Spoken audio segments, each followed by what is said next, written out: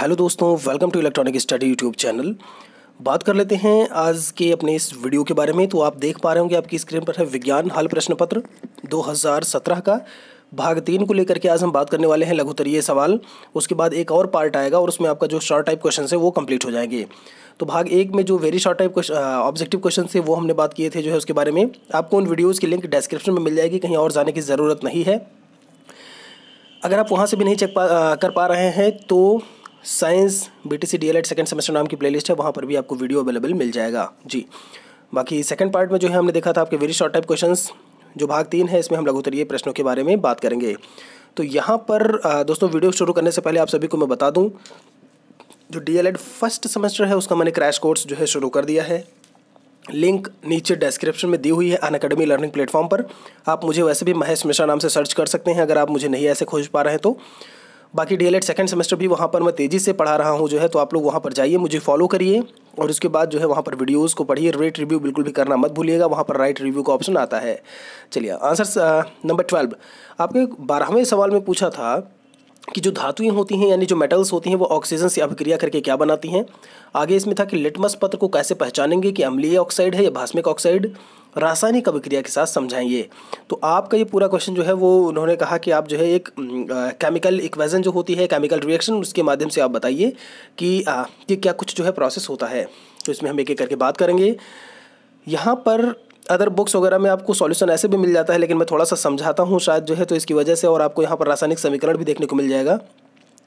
तो देख लेते हैं पहला पॉइंट जो इसमें लिखा हुआ है कि कोई धातु, जी हाँ, कोई भी मेटल जब होगा वो ऑक्सीजन का जो फॉर्मूला होता है, केमिकल फार्मूला, वो O2 होता है। यहाँ पर मैंने लिखा हुआ है, विशेषता ध्यान रखिएगा आप। O आपका ऐसे बड़ा होगा और 2 उसके नीचे बनेगा। O और 2 ऐसे नहीं लिखेंगे आप, ठीक है। के साथ अभिक्रिया करके उच्च गलनांक यानी कि हाई मेल्टिंग पॉइंट वाला यौगिक यानी कि कंपाउंड बनाते हैं। यह यौगिक जल में विलेय होता है।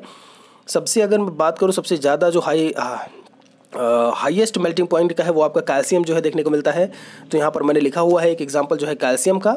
आगे इसमें देख लेते हैं, सेकंड पॉइंट लिखा हुआ है, विशेष ध्यान रखिएगा जो मैं एक एक पॉइंट्स यहाँ पर बोल रहा हूँ। इसमें लिखा हुआ है कि धातु वह तत्व होते हैं यानी कि मेटल्स वह एलिमेंट होते हैं जो सरलता से इलेक्ट्रॉन त्याग कर धनायन बनाते हैं, ठीक है। अब इलेक्ट्रॉन को त्यागना, धनायन बनाना, ये जब अभी हम देखेंगे जो है अपना रासायनिक समीकरण, तो काफ़ी कुछ हमको समझ में आ जाएगा। ये तो बात हो गई सेकंड पॉइंट को लेकर के।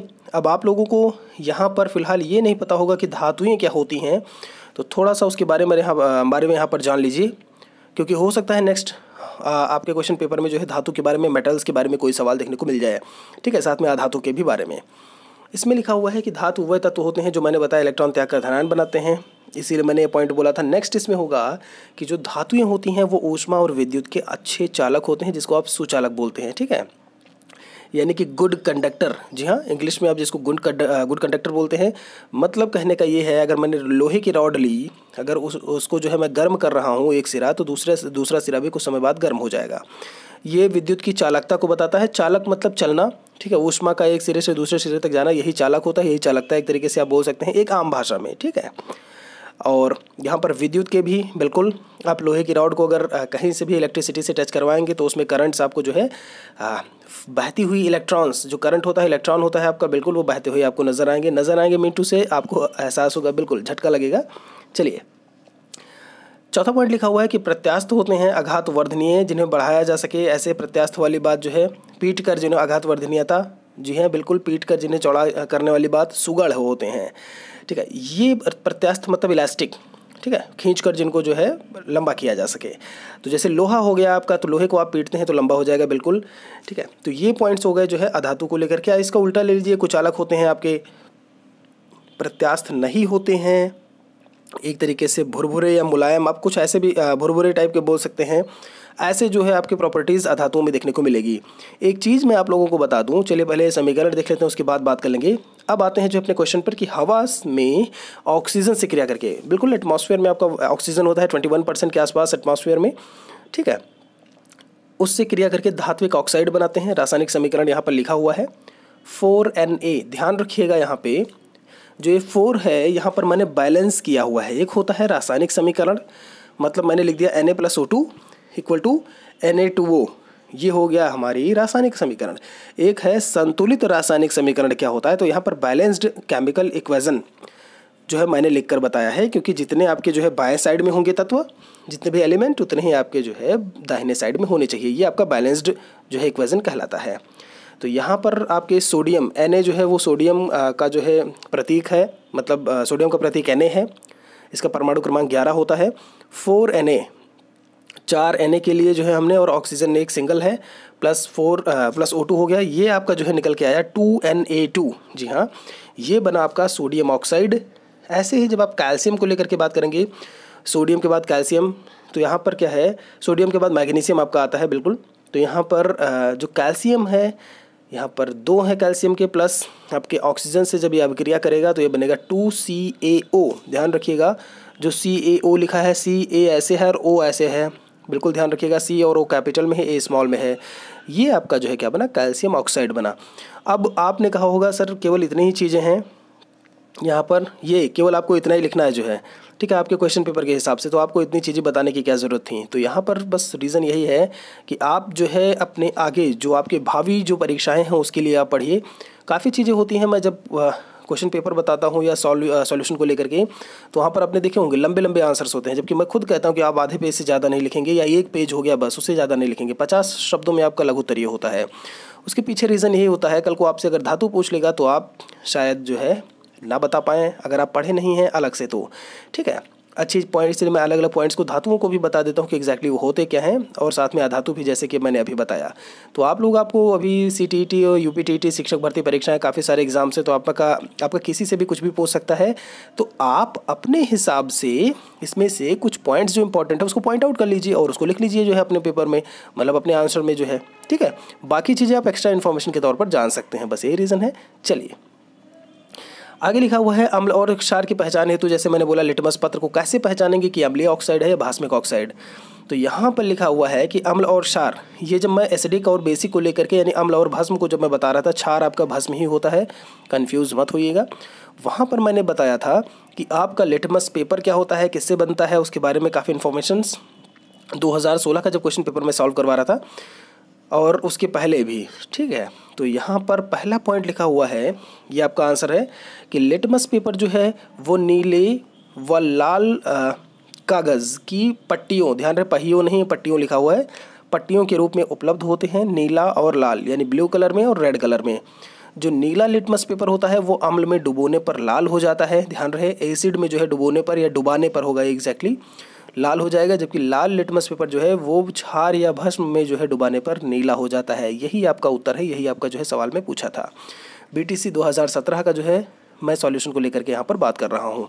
चलिए, तो उम्मीद करते हैं आपको जो है ऑक्सीजन से जो मैंने अभिक्रिया बताई, ऐसे आप एल्यूमिनियम के साथ में भी बता सकते हैं। जी हाँ, आपका सोडियम कैल्शियम हो गया, एल्यूमिनियम हो गया, तो एल्यूमिनियम 3Al जब आप बैलेंस करेंगे तो 3 एल्यूमिनियम के जो है वहाँ पर लेंगे एलिमेंट्स को, तो वैसे भी एल्यूमिनियम भी यहाँ पर एक एग्जांपल के तौर पे या रासायनिक समीकरण के तौर पे आप बता सकते हैं। क्वेश्चन नंबर 13 की बात कर लेते हैं। इसमें आपका पूछा था कि कृषि कार्य में प्रयुक्त उपकरण डिबलर एवं कल्टीवेटर की उपयोगिता। तो देख लेते हैं कि डिबलर क्या है और कल्टीवेटर क्या है। कल्टीवेटर के बारे में पूरी तरीके से हम बात कर चुके हैं, आपने देखा होगा, यहाँ पर है, ये रहा कल्टीवेटर, ठीक है। इसके बारे में भी हम थोड़ा बात कर लेंगे जब यहाँ पर आएंगे तब। तो देख लेते हैं इसमें कि डिबलर क्या होता है। इसमें लिखा हुआ है कि यह रबी की फसल जैसे आपका गेहूं, जौ है, सरसों है, जितनी भी रबी की फसल होती हैं आदि के बीजों को बोने के लिए एक साधारण यंत्र होता है, यानी बुआई का आपका एक यंत्र है क्या, डिबलर, ठीक है। बीज बोने की अन्य विधियाँ भी होती हैं, जैसे आपका इसमें लिखा हुआ देखिए छिटकावा विधि करके लिखा है, ठीक है। हाथ से बुआई, नरई द्वारा बुआई, सीड ड्रिल। छिटकावा विधि में क्या होता है कि उन स्थानों में काम पर लाई जाती है जहाँ खेतों में फसलों हेतु अच्छी नमी होती है। तो ऐसे में क्या होता है कि बीजों को खेतों में जो है छिटका करके उस पर हल चला देते हैं और फिर पाटा फेर देते हैं। पाटा मतलब जो आप लोग जिसको कहते हैं ना कि मतलब बराबर कर देना, मिट्टी को बराबर कर देना, वो है पाटा चला देना उस पर, ठीक है। चलिए, गांव में इसको बोलते हैं हेंगा चलवा देना, ठीक है। आप लोग जो होंगे वो अच्छी तरीके से जानते होंगे कि हेंगा चलवा देना है। चलिए, जी हाँ, जो शादियों में हेंगा गड़ता है, बिल्कुल वही वाला हेंगा। चलिए, तो हाथ से बुआई की जब बात होती है आपकी, तो इस विधि में एक व्यक्ति हल के कोण से पीछे से थोड़े थोड़े बीज जो है वो हाथ से जो है डालता जाता है ज़मीन में। ये हाथ से बुआई हो गई, नरई द्वारा बुआई, ऐसे जो है देसी सीड ड्रिल होती है यह जो है एक प्रकार की। इसकी सहायता से बीज जो है वो ठीक जगह पर भूमि में लगभग आप मान के चलिए जो है 6 सेंटीमीटर के आसपास, औसतन 6 सेंटीमीटर के आसपास जो है गहराई तक गिरता है। और इसके साथ ही मिट्टी से ऊपर से हम उसको ढक देते हैं। ये आपकी हो गई जो है अन्य। देखिए यहाँ पर भी मैं जो है थोड़ा सा एक्स्ट्रा बता रहा हूँ अन्य बुआई की जो विधियाँ हैं उनको लेकर के। हो सकता है आपसे पूछ ले छिटकावा विधि के बारे में बताइए, नरई द्वारा बुआई क्या होती है, तो आप ये भी जानते चलिए साथ में, क्योंकि मेरा उद्देश्य जो है सिलेबस पूरा करवाने का भी है यहाँ पे बीच में, जो कि मैंने ये सब अभी इसमें पढ़ाया नहीं है। जब मैं सीड ड्रिल की बात करूँगा, यहाँ पे एक और ऑप्शन लिखा हुआ है सीड ड्रिल सबसे लास्ट। इसमें क्या होता है, 2 प्रकार की होती हैं। एक तो आपकी प्रथम बैलों द्वारा चलाई जाती है, दूसरी जो है वो ट्रैक्टर आदि की सहायता से जो है हम चलाते हैं। इसमें क्या होता है कि बीज रखने के लिए एक बॉक्स होता है और उसमें छोटे छोटे ट्यूब्स लगे होते हैं। ये ट्यूब जो है वो नीचे की तरफ सीड ड्रिल के कोण बनाने वाले फाल जो होता है आपका, ठीक है, फाल के बीज को गिराते हैं जो सीड ड्रिल मशीन से चलती है। ठीक है, तो ये सीड ड्रिल को लेकर के बता सकते हैं। और उसमें बीज डालने से छोटी छोटी धातु की बनी हुई प्याली होती है, वहाँ से जो है बीज जो है जैसे जैसे मशीन चलती है आगे आगे वैसे वैसे बीज जो है वो ट्यूब से छोड़ती हुई जो है गिरते रहते हैं। ठीक है, मतलब ज़मीन में गिरते रहते हैं। तो ये आपकी ये भी एक बुआई की विधि हो गई। मतलब किस तरीके से बॉक्स होता है, आप उसमें बीज रखेंगे, मशीन चलेगी, बॉक्स से ट्यूब के माध्यम से बीज का नीचे गिरना ज़मीन में। सिंपल सा इतना ही है सीड ड्रिल आपका हो गया। चलिए डिबलर पे आते हैं। डिबलर द्वारा जो है छिद्रों के माध्यम से बीज बोया जाता है, जिससे फसल का औसत उत्पादन अधिक होता है। जी हाँ, फसल का औसत उत्पादन अधिक होता है। ये तो बात हो गई जो है कुछ पॉइंट्स को। कल्टीवेटर पे आते हैं अब, जो है डिबलर को लेकर के हो गया। कल्टीवेटर वह कृषि यंत्र है जो मिट्टी को पलटता नहीं है अपितु मिट्टी का विलोडन करता है, मतलब भुरभुरी बनाने का काम एक तरीके से। स्टीयरिंग लिखा हुआ है इसमें, भुरभुरी बनाता है, हैरो के समान होता है। बिल्कुल आपने हैरो देखा होगा। जब मैं हैरो की बात करते हैं, जब हम जो है तो गांव में इसको बोलते हैं कि तावा चलवा देना। बिल्कुल ये वैसे ही होता है, तावा चलवाना जैसा। ठीक है, उसमें बोलते हैं हल चलवा देना। जब आपका कल्टीवेटर होता है इसमें बोलेंगे तावा या हैरो चलवा देना। ठीक है, तो इसमें अगर मैं बात करूं तो हैरो के समान होता है। खड़ी फसल में ज़्यादा प्रयोगी या उपयोगी होता है क्योंकि यह ज़मीन से रगड़कर नहीं चलता है। ध्यान रहे, मैं फिर से पढ़े दे रहा हूँ। हैरो की तुलना में कल्टीवेटर जो है उसका प्रयोग खड़ी फसल में सबसे अधिक होता है।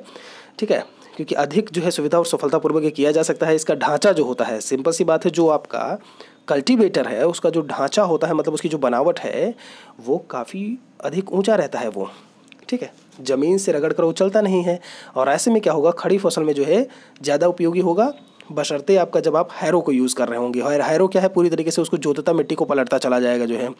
ठीक है, यहाँ पर 5वां पॉइंट लिखा हुआ है कि जुताई बुआई में जो है प्रयोगी या उपयोगी लिखेंगे आप। पर प्रयोगी आई थिंक कोई शब्द नहीं होगा, आप उपयोगी लिखेंगे। ठीक है, तो जुताई बुआई में भी। और बाकी कल्टीवेटर का जो मैंने चित्र बताया था, कल्टीवेटर के कई प्रकार भी होते हैं। जैसे कानपुर कल्टीवेटर हो गया आपका, वाह कल्टीवेटर, बिल्कुल एग्जैक्टली आपने सही सुना, वाह कल्टीवेटर। यहाँ पर मैंने आपका चित्र भी बताया था, ये ऐसे कुछ करके। ठीक है, यहाँ पर आप देख रहे होंगे कल्टीवेटर की, यहाँ पर आपका सबसे ऊपर जो है फ्रेम, ये फ्रेम आपके होते हैं, यहाँ पर फ्रेम लगा हुआ है। हत्था हो गया ये आपका एक तरीके से। ठीक है, इसमें पहिया आपका, कई में पहिए लगे होते हैं, ध्यान रखिएगा। फिलहाल इसमें पहिया नहीं है। यहाँ पर ये हत्थे वाली बात हो गई। दांत, ये इसके दांत होते हैं। आप दांत या फ्रंट को लेकर के मैं बात कर रहा हूँ, इसके दांत हो गए। यहाँ पर फ्रंट यानी सामने का भाग। तो बस दोस्तों फिलहाल इस वीडियो में हम यहीं पर रुकते हैं। आपके जो है नेक्स्ट में 2017 का जो पार्ट 4 होगा उसमें हम कोशिश करेंगे आपके जो रेस्ट ऑफ द क्वेश्चन है 18 तक वो मैं सॉल्व कर दूँ। बाकी लाइव क्लास आपकी जो है 8:30 बजे ही होगी। पेपर 1 के बारे में आज हम बात करने वाले हैं आपके डीएलएड सेकंड सेमेस्टर को लेकर के। बाकी अनअकैडमी पर जाना बिल्कुल भी दोस्तों मत भूलिएगा। सारी की सारी लिंक जो है डिस्क्रिप्शन में दी हुई है। कैसे आप वहाँ पर जाएंगे, वहाँ पर पीपीटी पीडीएफ फाइल कैसे डाउनलोड करेंगे, सब कुछ मैंने बताया हुआ है। तो मिलते हैं जल्दी अपने अगले वीडियो में, तब तक के लिए आप सभी का बहुत बहुत धन्यवाद।